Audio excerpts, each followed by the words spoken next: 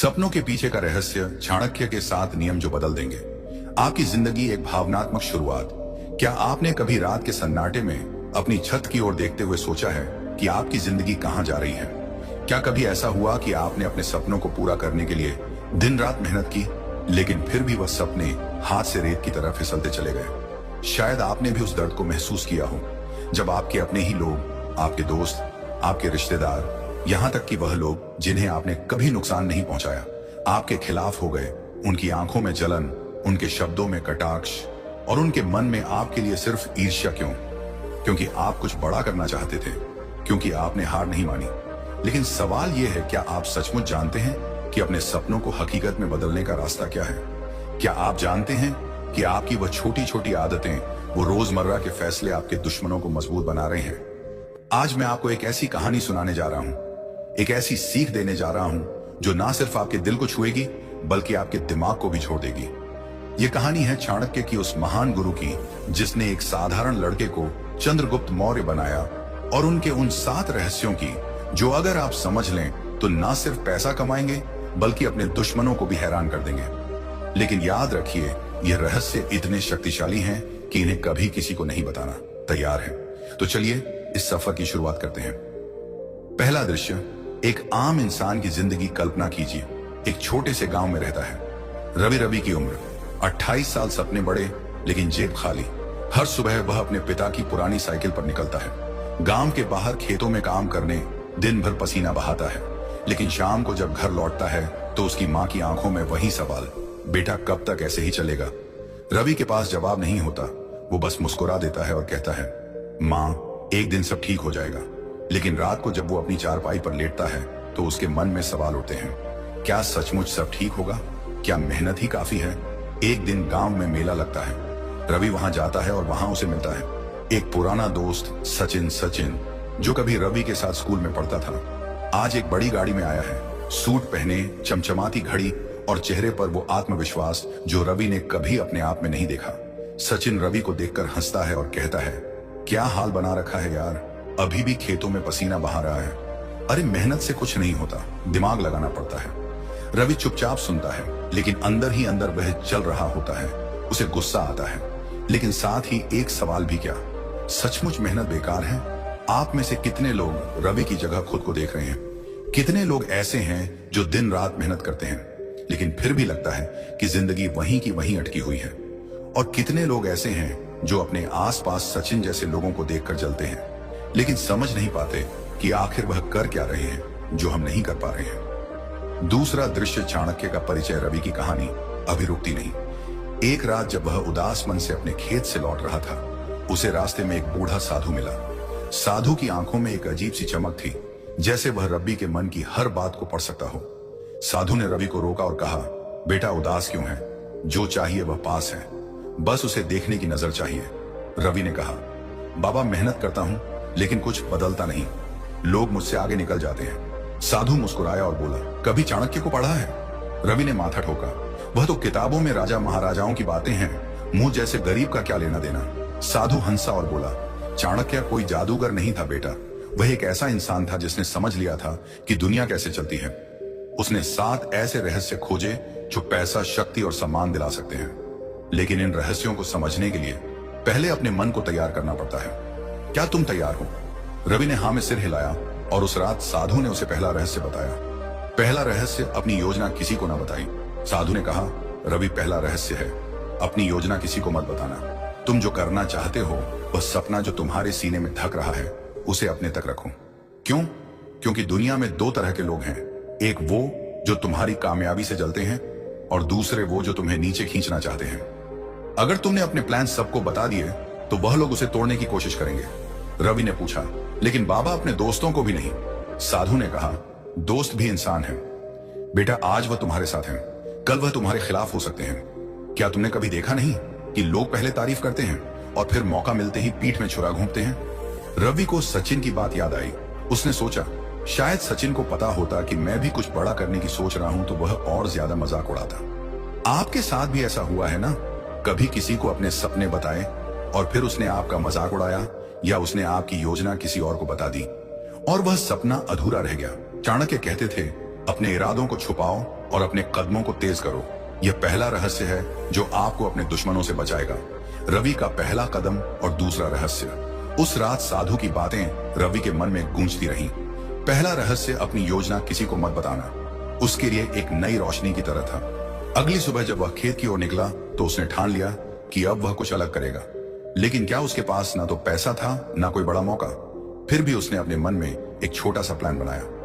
गांव के बाजार में हर हफ्ते एक मेला लगता था और वहां लोग दूर दूर से सामान बेचने आते थे।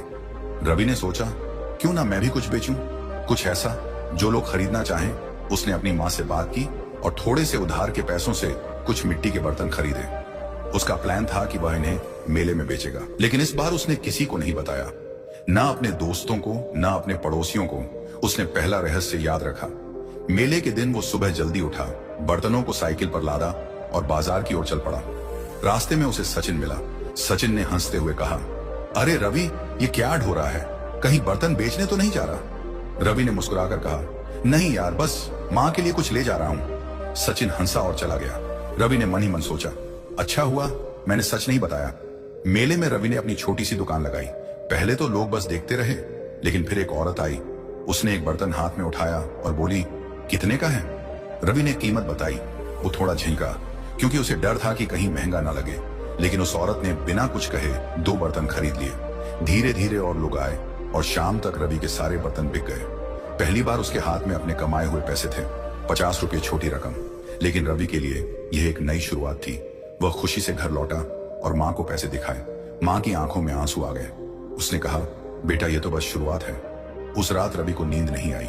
वह सोच रहा था कि अगर उसने सचिन को अपने प्लान के बारे में बता दिया होता तो शायद वह उसका मजाक उड़ाता, या शायद वह खुद वही काम करने की कोशिश करता और रवि का मौका छीन लेता।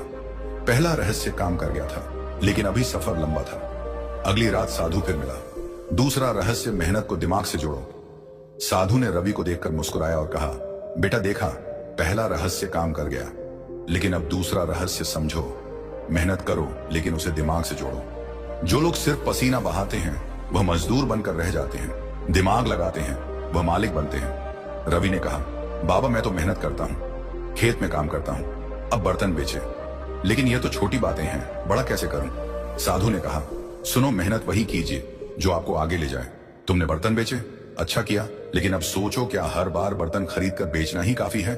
क्यों ना कुछ ऐसा करो जो बार बार मेहनत ना मांगे, बल्कि एक बार की मेहनत से लंबे वक्त तक फायदा दे। रवि ने पूछा, वो कैसे? बाबा साधु बोला, गांव में देखो लोग क्या चाहते हैं, उनकी जरूरत को समझो, फिर उस जरूरत को पूरा करने का तरीका ढूंढो। मेहनत को दिमाग से जोड़ने का मतलब है सही समय पर सही काम करना। रवि ने उस रात सोचा। उसे याद आया कि गांव में लोग अक्सर शिकायत करते थे कि बाजार से अच्छी सब्जियां नहीं मिलती, जो मिलती हैं वो या तो महंगी होती हैं या खराब। रवि ने सोचा, क्यों ना मैं अपने खेत में सब्जियां उगाऊं और उन्हें मेले में बेचूं। यह विचार उसके लिए नया था, लेकिन उसे डर भी था। अगर फसल खराब हो गई तो अगर लोग ना खरीदे तो फिर उसे साधु की बात याद आई। मेहनत को दिमाग से जोड़ो। उसने फैसला किया कि वह कोशिश करेगा। रवि का संघर्ष और भावनात्मक मोड़। अगले दिन रवि ने अपने खेत में काम शुरू किया। उसने अपने पिता से कुछ बीज मांगे और एक छोटे से हिस्से में सब्जियां बो दी।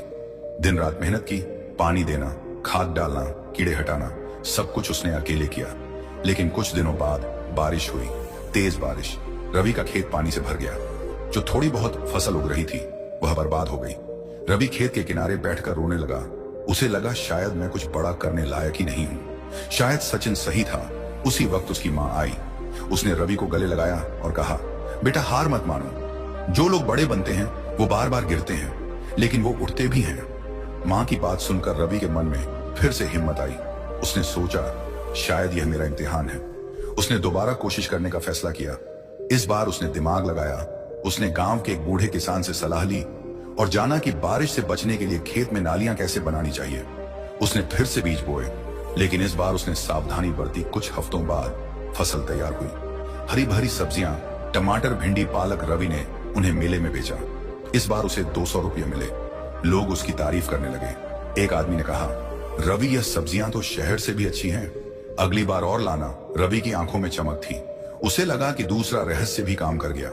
मेहनत को दिमाग से जोड़ने से नतीजे बदल गए थे। क्या आपके साथ भी ऐसा हुआ है? क्या कभी आपने मेहनत की लेकिन नतीजा नहीं मिला? और क्या कभी ऐसा हुआ कि थोड़ा सा दिमाग लगाने से सब बदल गया? चाणक्य कहते थे, मेहनत सोने की खान है, लेकिन उसे खोदने के लिए सही औजार चाहिए। दूसरा रहस्य यही है, अंधी मेहनत मत करो, समझदारी से काम करो। रवि का उत्साह और नई चुनौती। रवि की छोटी सी जीत ने उसके मन में एक नया जोश भर दिया था। अब वह हर हफ्ते मेले में सब्जियां बेचने लगा। उसकी कमाई बढ़ने लगी। 200 से 500, फिर 700 गांव में लोग उसकी तारीफ करने लगे। उसकी मां का चेहरा खिल उठा। पहली बार रवि को लगा कि शायद वह सचमुच कुछ बड़ा कर सकता है। उसने सोचा, अगर मैं और मेहनत करूं और खेत को बढ़ाऊं तो शायद एक दिन मैं सचिन से भी आगे निकल जाऊं। यह ख्याल उसे रातों को नींद नहीं आने देता था। लेकिन हर कामयाबी के साथ एक नई चुनौती भी आती है। एक दिन जब रवि मेले से लौट रहा था, उसे रास्ते में सचिन फिर मिला। इस बार सचिन के चेहरे पर वो हंसी नहीं थी। उसने रवि को ऊपर से नीचे तक देखा और कहा, सुना है तू अब सब्जियां बेच रहा है। ठीक है, छोटा मोटा काम कर ले, लेकिन यह मत सोचना कि तू मुझसे आगे निकल जाएगा। रवि ने कुछ नहीं कहा, बस मुस्कुराया और चला गया। लेकिन सचिन की बात उसके मन में चुभ गई। उसे लगा कि शायद सचिन उसे जल रहा है। उसी रात रवि को फिर से साधु मिला। साधु ने उसकी आंखों में चमक देखी और कहा, बेटा, कामयाबी की शुरुआत अच्छी है, लेकिन अब तीसरा रहस्य सीखने का वक्त है। रवि ने उत्साह से कहा, बताइए बाबा, मैं तैयार हूं। तीसरा रहस्य, समय को अपना हथियार बनाओ। साधु ने कहा, तीसरा रहस्य है, समय को अपना हथियार बनाओ। जो लोग समय की कीमत नहीं समझते वह जिंदगी भर पछताते हैं, और जो इसे समझ लेते हैं वो दुनिया जीत लेते हैं। रवि ने पूछा, बाबा, समय तो सबके पास है, फिर इसमें खास क्या है? साधु मुस्कुराया और बोला, समय सबके पास बराबर है, लेकिन उसे इस्तेमाल करने का तरीका अलग अलग होता है। तुम क्या सोचते हो कि सचिन तुमसे आगे कैसे निकल गया?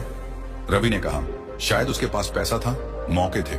साधु ने सिर हिलाया और बोला, नहीं बेटा, उसने समय का सही इस्तेमाल किया।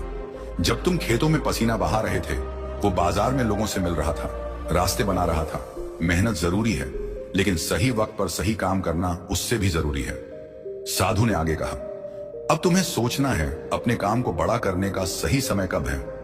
अगर तुमने मौके को पहचाना तो कोई तुम्हें रोक नहीं सकता, और अगर चूक गए तो सालों की मेहनत बेकार हो जाएगी। रवि ने सोचना शुरू किया।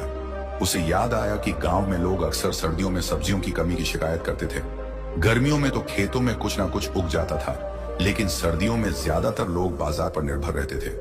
रवि ने सोचा, अगर मैं सर्दियों के लिए अभी से तैयारी करूं तो शायद मैं कुछ बड़ा कर सकूं। उसने साधु से पूछा, बाबा, अगर मैं सर्दियों में सब्जियां उगाऊं तो क्या यह सही समय होगा? साधु ने कहा, बेटा, समय को देखो, समझो और फिर उसका फायदा उठाओ। यही चाणक्य की नीति है। रवि की तैयारी और भावनात्मक उलझन। रवि ने फैसला किया कि वह सर्दियों के लिए अभी से अगले दिन से रवि ने अपनी योजना पर काम शुरू कर दिया। उसने अपने खेत का एक हिस्सा चुना और सर्दियों में उगने वाली फसलों, गाजर, मूली, गोभी के बीज खरीदे, लेकिन इसके लिए उसे और पैसे चाहिए थे। उसने अपनी माँ से बात की। माँ ने कहा, बेटा, हमारे पास जो थोड़ा बहुत गहना है उसे बेच दो, मुझे बस तुझ पर भरोसा है। रवि की आंखें नम हो गई। उसने माँ के हाथों को चूमा और कहा, माँ, मैं तुम्हें कभी निराश नहीं करूंगा। रवि ने गहने बेचे और सारा पैसा खेत में लगाने की तैयारी शुरू कर दी। दिन रात मेहनत की, लेकिन इस बार उसने तीसरे रहस्य को याद रखा। सही समय का इंतजार। सर्दियां आने में अभी 2 महीने बाकी थे। उसने सोचा, अगर मैं अभी से तैयारी करूं तो जब सर्दियां आएंगी मेरी फसल तैयार होगी। उसने खेत में नालियां बनाई, पानी की व्यवस्था की और बीज बो। लेकिन मुश्किलें अभी खत्म नहीं हुई थी। एक दिन जब वह खेत में काम कर रहा था, गांव का एक बड़ा जमींदार रघु वहां आया। रघु ने रवि को देखा और कहा, सुना है तू अब बड़ा आदमी बनने की सोच रहा है। ये खेत देख कितना छोटा है, मेरे पास 100 बीघा जमीन है, तू क्या कर लेगा? रवि ने चुपचाप सिर झुकाया और कहा, मैं बस कोशिश कर रहा हूं साहब। रघु हंसा और बोला, देखते हैं तेरा ये सपना कब टूटता है। रघु के जाने के बाद रवि अकेला खेत में बैठ गया। उसे अपने ऊपर शक होने लगा, क्या मैं सचमुच कुछ कर पाऊंगा? क्या आपने कभी समय का इंतजार किया है?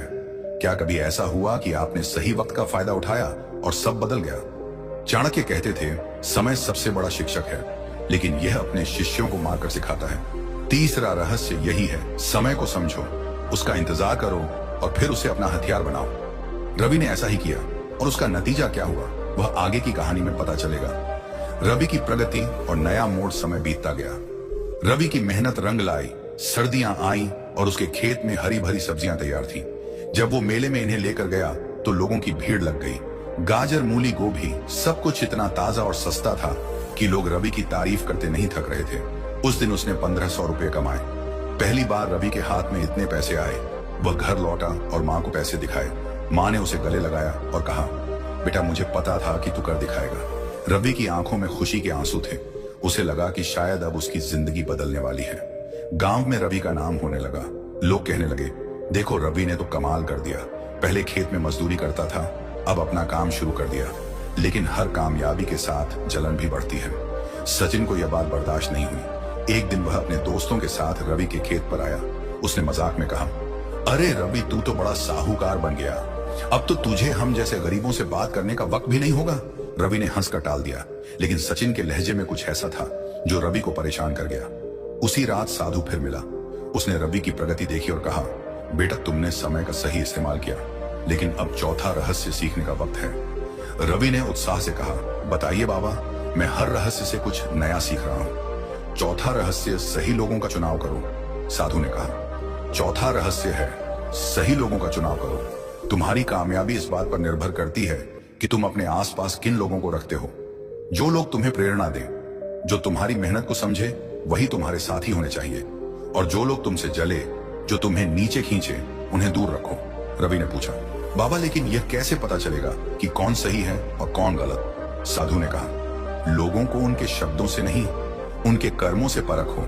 जो तुम्हारी कामयाबी पर खुश हो वो तुम्हारे दोस्त हैं, और जो तुम्हारी तरक्की से जले वो तुम्हारे दुश्मन। चाणक्य कहते थे, एक गलत दोस्त तुम्हारी सारी मेहनत बर्बाद कर सकता है, इसलिए सोच समझकर अपने साथी चुनो। रवि ने सचिन के बारे में सोचा। उसे लगा कि शायद सचिन उसका दोस्त नहीं बल्कि उसकी राह का कांटा है। साधु ने आगे कहा, लेकिन सिर्फ दुश्मनों से बचना ही काफी नहीं, तुम्हें ऐसे लोग भी ढूंढने होंगे जो तुम्हें आगे बढ़ने में मदद करें। अकेले इंसान कुछ नहीं कर सकता, सही लोगों का साथ तुम्हारी ताकत को 10 गुना बढ़ा देगा। रवि ने साधु की बात को दिल में बिठा लिया। नए दोस्त और दुश्मन। अगले दिन रवि ने अपने काम को और बड़ा करने का फैसला किया।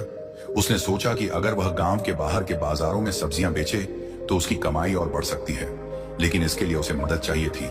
वह अकेले सब कुछ नहीं कर सकता था। उसने गांव में एक लड़के कमल को देखा। कमल गरीब था लेकिन मेहनती था। रवि ने उसे बात की और कहा, कमल मेरे साथ काम करेगा, मैं तुझे हिस्सा दूंगा। कमल की आंखें चमक उठी। उसने कहा, भैया मुझे बस एक मौका चाहिए, मैं आपके साथ हूं। रवि और कमल ने मिलकर काम शुरू किया। कमल खेत में मदद करता और रवि सब्जियां बेचने जाता। धीरे धीरे उनकी जोड़ी मशहूर होने लगी। लोग कहते, रवि और कमल की सब्जियां सबसे अच्छी हैं। रवि को लगा कि साधु का चौथा रहस्य सचमुच काम कर रहा है। सही लोगों का साथ उसकी ताकत बन गया था। लेकिन हर सिक्के के 2 पहलू होते हैं। एक दिन जब रवि और कमल बाजार से लौट रहे थे, उन्हें सचिन और उसके दोस्तों ने घेर लिया। सचिन ने गुस्से में कहा, रवि तू बहुत उड़ रहा है, लगता है तुझे सबक सिखाना पड़ेगा। रवि ने शांति से कहा, सचिन मैंने तेरा क्या बिगाड़ा है? सचिन ने ठहाका लगाया और बोला, तेरी कामयाबी ही मेरा नुकसान है। तू जितना आगे बढ़ेगा मुझे उतना गुस्सा आएगा। कहकर वह चला गया। उस रात रवि उदास हो गया। उसे समझ नहीं आ रहा था कि सचिन उससे इतनी नफरत क्यों करता है। कमल ने उसे ढांढस बंधाया और कहा, भैया ऐसे लोग हमेशा रहेंगे, हमें रुकना नहीं है रवि को। कमल की बात से हिम्मत मिली। उसे लगा कि सही दोस्त उसकी ढाल बन सकता है और गलत लोग उसकी राह में रोड़े। क्या आपके जीवन में भी ऐसे लोग हैं, कुछ जो आपको प्रेरणा देते हैं और कुछ जो आपकी कामयाबी से चलते हैं? आपने अपने दोस्त कैसे चुने? चाणक्य कहते थे, साथी वही अच्छा जो संकट में साथ दे। चौथा रहस्य यही है, सही लोगों का चुनाव करो, क्योंकि वह आपकी कामयाबी की नियम होंगे। रवि की बढ़ती कामयाबी और नई मुसीबत। रवि और कमल की मेहनत रंग ला रही थी। अब वह सिर्फ गांव के मेले में नहीं बल्कि पास के कस्बे के बाजार में भी सब्जियां बेचने लगे। उनकी कमाई 1500 से बढ़कर 3000 तक पहुंच गई। रवि ने अपनी मां के लिए एक नया शॉल खरीदा और घर की मरम्मत के लिए कुछ पैसे जोड़े। गांव में लोग अब उसे सम्मान से देखने लगे। एक दिन गांव के सरपंच ने रवि को बुलाया और कहा, बेटा तूने हमारे गांव का नाम रोशन किया है, आगे बढ़ते रहो। रवि का सीना गर्व से चौड़ा हो गया। उसे लगा कि शायद अब वह सचमुच अपने सपनों के करीब पहुंच रहा है। लेकिन कामयाबी की राह कभी आसान नहीं होती। एक रात जब रवि और कमल खेत में पानी दे रहे थे, उन्हें कुछ अजीब लगा। खेत का एक हिस्सा सूखा हुआ था, जैसे पानी वहां पहुंच ही नहीं रहा हो। रवि ने जांच की तो पता चला कि खेत को पानी देने वाली नहर में किसी ने मिट्टी डालकर रास्ता रोक दिया था। रवि को शक हुआ।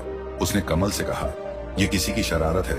कमल ने कहा, भैया मुझे लगता है सचिन का हाथ है, वह आपसे जलता है। रवि चुप रहा, लेकिन उसके मन में गुस्सा और डर दोनों थे। अगले दिन सुबह रवि की मां को तेज बुखार हो गया। रवि उसे गांव के वैद्य के पास ले गया। वैद्य ने कहा, इनकी हालत ठीक नहीं, इन्हें कस्बे के अस्पताल ले जाओ।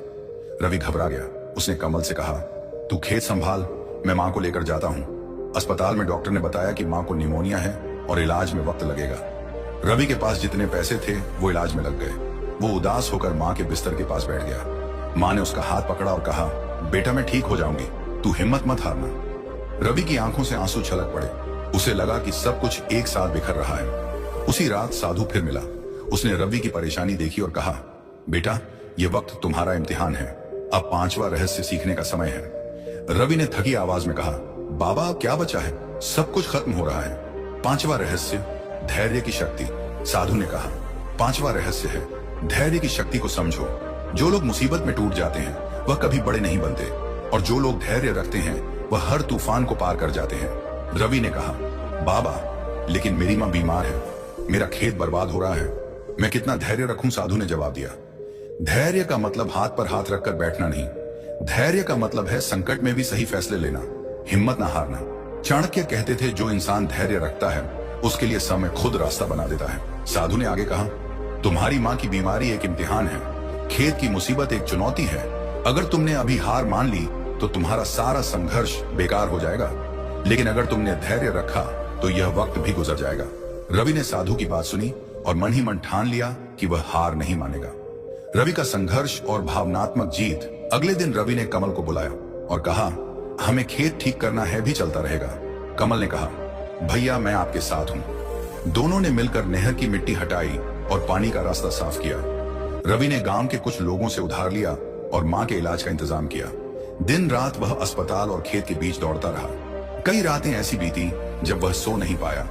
उसे सचिन पर शक था, लेकिन अभी उसका सामना करने का वक्त नहीं था। एक हफ्ते बाद मां की हालत में सुधार हुआ। डॉक्टर ने कहा, अब खतरा टल गया है। रवि ने राहत की सांस ली। उसी दिन वह खेत गया। फसल अभी भी बची हुई थी। उसने कमल के साथ मिलकर सब्जियां तैयार की और बाजार ले गया। इस बार उसकी कमाई 2000 रुपए हुई।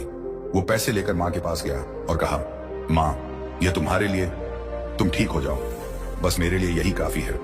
मां ने उसकी पीठ थपथपाई और कहा, बेटा तूने मुझे बचा लिया। उस रात रवि ने सोचा कि अगर उसने धैर्य ना रखा होता तो शायद वह सब कुछ खो देता। मां की बीमारी, खेत की मुसीबत, यह सब उसे तोड़ सकते थे, लेकिन धैर्य ने उसे बचाया। उसे साधु की बात याद आई, समय खुद रास्ता बना देता है। क्या आपने कभी मुसीबत में धैर्य रखा है? क्या कभी ऐसा हुआ कि सब कुछ खत्म लग रहा था, लेकिन आपने हिम्मत नहीं हारी और फिर सब ठीक हो गया? चाणक्य कहते थे, धैर्य वह चाबी है जो हर ताले को खोल देती है। 5वां रहस्य यही है, संकट में धैर्य रखो, क्योंकि वह तुम्हारी सबसे बड़ी ताकत है। रवि की नई चुनौती और दुश्मन की साजिश। रवि की मां की तबीयत में सुधार और बाजार में उसकी कामयाबी ने उसे नई ऊर्जा दी थी। वह अब और भी आत्मविश्वास से भरा हुआ था। उसने और कमल ने मिलकर खेत को और बड़ा करने का फैसला किया। उन्होंने गांव के कुछ और लोगों को काम पर रखा और सब्जियों की किस्में बढ़ा दी। अब वह न सिर्फ सब्जियां बेच रहे थे, बल्कि अनाज और फल भी उगा रहे थे। रवि का नाम अब गांव से बाहर भी फैलने लगा था। लोग दूर दूर से उसकी फसल खरीदने आने लगे। लेकिन जहां कामयाबी होती है वहां दुश्मन भी बढ़ते हैं। सचिन, जो पहले से ही रवि की तरक्की से जल रहा था, अब और भी परेशान हो गया। उसने ठान लिया कि वह रवि को सबक सिखाएगा। एक दिन जब रवि बाजार में सब्जियां बेच रहा था, उसे पता चला कि उसके कुछ ग्राहक अचानक उसे सामान खरीदना बंद कर रहे हैं। वह हैरान था। उसने एक ग्राहक से पूछा, भैया क्या बात है, आपने इस बार मेरी दुकान से कुछ नहीं लिया? ग्राहक ने कहा, सुना है तुम्हारी सब्जियों में कीड़े हैं, लोग कह रहे हैं कि तुम घटिया माल बेचते हो। रवि चौंक गया। उसने कहा, यह झूठ है, मेरी फसल सबसे अच्छी है। लेकिन ग्राहक ने कंधे उचकाए और चला गया। रवि को समझ नहीं आ रहा था कि यह अफवाहें कौन फैला रहा है। तभी कमल दौड़ता हुआ आया और बोला, भैया मुझे पता चला है कि सचिन और उसके दोस्त गांव में ये बातें फैला रहे हैं, वो आपका नाम खराब कर रहे हैं। रवि का चेहरा गुस्से से लाल हो गया। उसने कहा, यह बहुत गलत है, मैंने कभी किसी का बुरा नहीं किया। कमल ने कहा, भैया आप क्या करें? रवि ने कहा, मैं सचिन से बात करूंगा। लेकिन कमल ने मना किया, नहीं भैया, वो आपकी बात नहीं सुनेगा, वह तो आपसे और भी जलता है। उसी रात रवि उदास मन से खेत में बैठा था। तभी साधु आया। उसने रवि की परेशानी देखी और कहा, बेटा अब छठा रहस्य सीखने का वक्त है। रवि ने थकी आवाज में कहा, बाबा मेरे दुश्मन मुझे बर्बाद करने पर तुले हैं, मैं क्या करूं? छठा रहस्य, अपने दुश्मनों को समझो। साधु ने कहा, छठा रहस्य है अपने दुश्मनों को समझो। जो लोग तुमसे जलते हैं उनके मन में क्या चल रहा है ये जानना जरूरी है। अगर तुम अपने दुश्मन की कमजोरी और उसकी सोच को समझ लोगे तो तुम उसे हरा सकते हो। रवि ने पूछा। बाबा लेकिन सचिन तो बस मुझसे नफरत करता है, उसकी सोच क्या होगी? साधु ने कहा, दुश्मन की सोच को समझने के लिए तुम्हें उसके जैसा सोचना होगा। सचिन तुमसे जलता है क्योंकि वह तुम्हारी कामयाबी को अपना अपमान समझता है। वो चाहता है कि तुम असफल हो जाओ ताकि वह खुद को बेहतर साबित कर सके, लेकिन उसकी यह जलन उसकी कमजोरी है। तुम्हें उसकी इस कमजोरी का फायदा उठाना होगा। रवि ने कहा, लेकिन कैसे बाबा? साधु ने जवाब दिया, चाणक्य कहते थे दुश्मन को हराने के लिए पहले उसे जानो। तुम्हें पता लगाना होगा कि सचिन क्या चाहता है, उसकी क्या योजना है, फिर तुम उसके खिलाफ रणनीति बना सकते हो। लेकिन याद रखो, गुस्से में कोई फैसला मत करना, शांति से सोचो और कदम उठाओ। रवि ने साधु की बात को ध्यान से सुना और मन ही मन एक योजना बनानी शुरू की। रवि की रणनीति और भावनात्मक जीत। अगले दिन रवि ने कमल को बुलाया और कहा, हमें सचिन की साजिश का जवाब देना होगा। लेकिन समझदारी से कमल ने पूछा, क्या करें भैया? रवि ने कहा, पहले तो हमें पता लगाना होगा कि वह और क्या करने वाला है। शायद वह मेरी फसल को नुकसान पहुंचाने की कोशिश करे। हमें खेत की सुरक्षा करनी होगी। उसने गांव के कुछ भरोसेमंद लोगों को खेत की रखवाली के लिए रखा। इसके बाद रवि ने गांव के सरपंच से मिलकर अपनी समस्या बताई। सरपंच ने कहा, बेटा मैं तुम्हारे साथ हूं। अगर सचिन ने कोई गलत हरकत की तो मैं उससे बात करूंगा।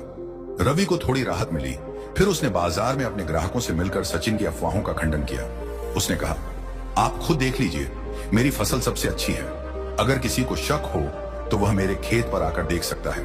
कुछ ग्राहकों ने उसकी बात मानी और उसकी ईमानदारी पर भरोसा किया, लेकिन सचिन रुका नहीं। एक रात जब रवि और कमल खेत में नहीं थे, सचिन और उसके दोस्तों ने खेत में आग लगाने की कोशिश की, लेकिन रवि ने पहले से ही रखवाली का इंतजाम कर रखा था। गांव के लोगों ने सचिन को पकड़ लिया और सरपंच के पास ले गए। सरपंच ने सचिन को डांटा और कहा, तुम्हें शर्म आनी चाहिए। रवि ने कभी तुम्हारा बुरा नहीं किया और तुम उसकी मेहनत को बर्बाद करने पर तुले हो। सचिन शर्मिंदा हो गया। उसने माफी मांगी और वादा किया कि वह दोबारा ऐसी हरकत नहीं करेगा। रवि ने सचिन को माफ कर दिया, लेकिन उसने मन ही मन सोचा, मैंने अपने दुश्मन को समझा और उसकी साजिश को नाकाम कर दिया। उस रात साधु मिला और बोला, बेटा तुमने छठा रहस्य सीख लिया, अब तुम्हें कोई नहीं रोक सकता। क्या आपने कभी अपने दुश्मनों को समझने की कोशिश की है? क्या कभी ऐसा हुआ कि आपने उनकी सोच को पढ़कर उनकी साजिश को नाकाम कर दिया? चाणक्य कहते थे, दुश्मन को जानना उसे हराने का पहला कदम है। छठा रहस्य यही है, अपने दुश्मनों को समझो ताकि तुम उनसे हमेशा एक कदम आगे रहो। रवि की परीक्षा और अंतिम कदम सचिन की साजिश को नाकाम करने के बाद रवि का आत्मविश्वास आसमान छू रहा था। उसने और कमल ने मिलकर अपने काम को और बड़ा किया। अब वह सिर्फ सब्जियां ही नहीं बल्कि अनाज और फल भी बेचने लगे। गांव के बाहर के बड़े व्यापारी उनके पास आने लगे। रवि ने अपनी कमाई से मां के लिए एक छोटा सा घर बनवाया। मां की तबीयत अब पूरी तरह ठीक हो चुकी थी और वह हर दिन रवि के लिए दुआ करती थी। गांव में लोग कहते, रवि ने तो कमाल कर दिया। एक गरीब लड़का अब सबका सहारा बन गया। लेकिन जिंदगी का आखिरी इम्तिहान अभी बाकी था।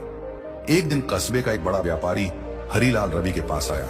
उसने कहा, रवि मैं तुम्हारी मेहनत से प्रभावित हूं, मेरे साथ साझेदारी करो। हम मिलकर शहर में एक बड़ा कारोबार शुरू करेंगे। तुम अपनी फसल मुझे दो, मैं उसे दोगुने दाम पर बेचूंगा। रवि को यह प्रस्ताव सुनकर खुशी हुई। उसने सोचा, यह मेरे सपनों को पूरा करने का मौका है। उसने हरीलाल से हाथ मिला लिया। साझेदारी शुरू हुई। रवि ने अपनी सारी फसल हरीलाल को दे दी। पहले महीने सब ठीक चला। हरीलाल ने उसे अच्छा मुनाफा दिया, लेकिन दूसरे महीने में हरीलाल गायब हो गया। रवि को पता चला कि उसने सारी फसल बेच दी और सारा पैसा लेकर भाग गया। रवि के पास कुछ नहीं बचा, ना फसल ना पैसा। वो अपने खेत में बैठकर रोने लगा। उसे लगा कि उसकी सारी मेहनत, सारे सपने मिट्टी में मिल गए। कमल ने उसे सांत्वना दी, लेकिन रवि टूट चुका था। उसी रात साधु आखिरी बार मिला। उसने रवि की हालत देखी और कहा, बेटा यह तुम्हारी आखिरी परीक्षा है। अब 7वां और अंतिम रहस्य सीखने का वक्त है। रवि ने हताश होकर कहा, बाबा अब क्या बचा है? सब खत्म हो गया। 7वां रहस्य, अपने लक्ष्य पर अडिग रहो। साधु ने कहा, 7वां रहस्य है, अपने लक्ष्य पर अडिग रहो। जो लोग मुश्किलों में डगमगा जाते हैं वह कभी मंजिल तक नहीं पहुंचते, और जो लोग हर हाल में अपने सपनों को थामे रहते हैं वह दुनिया बदल देते हैं। रवि ने कहा, बाबा मेरा सब कुछ चला गया, अब मैं क्या करूं? साधु ने जवाब दिया, सब कुछ खत्म नहीं हुआ बेटा। तुम्हारा हौसला, तुम्हारी मेहनत, तुम्हारा अनुभव, यह सब अभी भी तुम्हारे पास है। हार तब होती है जब तुम मन से हार मान लो। साधु ने आगे कहा, चाणक्य कहते थे, सपने वो नहीं जो सोते वक्त देखे जाते हैं, सपने वो हैं जो तुम्हें सोने ना दें। तुम्हारा लक्ष्य पैसा कमाना नहीं, बल्कि अपने और अपने परिवार के लिए बेहतर जिंदगी बनाना था। क्या वो सपना मर गया? नहीं तो फिर से उठो। रवि ने साधु की बात सुनी और अपने आंसू पोंछे। उसने सोचा, शायद बाबा सही हैं, मैं अभी भी हारा नहीं हूं। दिन रवि ने कमल को बुलाया और कहा, हम फिर से शुरू करेंगे। हरिलाल ने हमें धोखा दिया, लेकिन हमारा हौसला कोई नहीं छीन सकता। कमल ने कहा, भैया मैं आपके साथ हूं। रवि ने गांव वालों से थोड़ा उधार लिया और फिर से खेत तैयार किया। इस बार उसने हरिलाल जैसों पर भरोसा नहीं किया। उसने खुद बाजार में जाकर अपने पुराने ग्राहकों से मुलाकात की। उसने कहा, मुझे एक बार फिर मौका दो, मैं आपको निराश नहीं करूंगा। उसकी ईमानदारी देखकर लोग फिर से उसे खरीदने लगे। धीरे धीरे रवि की कमाई पटरी पर लौटी। उसने अपना कर्ज चुकाया और एक छोटी सी दुकान खोली, जहां वह अपनी फसल बेचने लगा। 1 साल बाद उसकी दुकान गांव की सबसे मशहूर दुकान बन गई। सचिन, जो कभी उसका मजाक उड़ाता था, अब चुपचाप उसकी तरक्की देखता रहता। एक दिन गांव के मेले में रवि को सम्मानित किया गया। मां मंच पर उसके साथ खड़ी थी और उसकी आंखों में गर्व के आंसू थे। रवि ने माइक हाथ में लिया और कहा, यह सब मेरी मां और मेरे दोस्त कमल की वजह से हुआ, और उस साधु की जिसने मुझे सिखाया कि सपनों को कभी मत छोड़ो। उस रात जब रवि अपने नए घर की छत पर खड़ा था, उसे लगा कि उसने सचमुच अपने दुश्मनों को हरा दिया। न सिर्फ सचिन को, बल्कि अपनी कमजोरियों को भी 7वां रहस्य उसकी जीत का आधार बन गया था। तो आप क्या सोचते हैं? क्या आप अपने लक्ष्य पर अडिग रहते हैं या मुश्किलों में टूट जाते हैं? चाणक्य कहते थे, जो अपने सपनों को नहीं छोड़ता, दुनिया उसी के सामने झुकती है। 7वां रहस्य यही है, अपने लक्ष्य पर अडिग रहो, क्योंकि यही तुम्हारी असली ताकत है। रवि की कहानी यहीं खत्म होती है, लेकिन उसकी सीख हमारे साथ रहती है। 7 रहस्य: अपनी योजना छुपाना, मेहनत को दिमाग से जोड़ना, समय को हथियार बनाना, सही लोगों का चुनाव करना, धैर्य रखना, अपने दुश्मनों को समझना और अपने लक्ष्य पर अडिग रहना। यह सिर्फ रवि की नहीं, आपकी भी जिंदगी बदल सकते हैं। तो सोचिए, आपके सपने क्या हैं, आपके दुश्मन कौन हैं और आप उन्हें कैसे हराएंगे।